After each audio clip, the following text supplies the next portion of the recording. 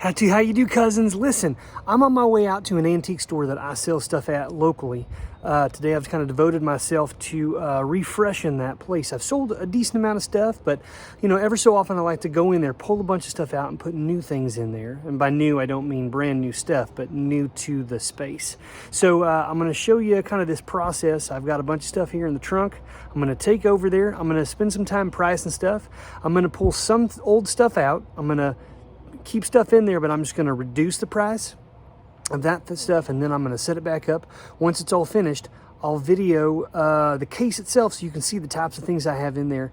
I like having this as a local place to sell things at. I also ask them regularly what kinds of things are selling, or people asking for stuff, and if it's something I've got, I'm going to go in there and take it that week, because I want to try to be meeting the needs of the customers that are coming in. So aside from eBay, Etsy, Mercari, the Rusty Bargain Warehouse, Rusty's Custom Stuff, and Rusty Discount Deals, those are my online platforms, I also have an antique store and a couple other places that I sell at. I don't spend a lot of time at it, I just let it sit there. But today I'm going to take you down this road with me. We're going to get a little bit of this stuff done, and hopefully I can motivate or kickstart, I guess, a little bit more sales locally. Come on with me, let's take a look. Getting in the car here, guys. I'm going to head on over, and I'm going to take you over here with me. I want to tell you, so here's the deal. One of my tricks is that what I like to do is I like to list things on multiple platforms. And what that means is sometimes I have the same item on Etsy or Mercari or eBay, and almost always I'll have anything that I have at my antique store, I have on at least one platform, usually eBay. And what that does is it broadens my ability to reach more people.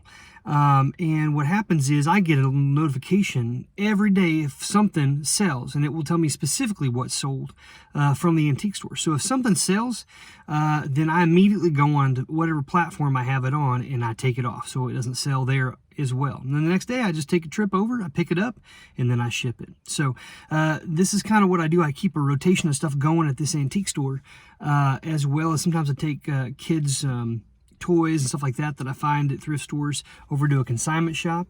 The great thing about that is that they'll sell it for me. Obviously they get a fee for their work, but then if it doesn't sell for a period of time, they'll donate it on my behalf to a thrift store, so I don't have to come back and get it. It's awesome.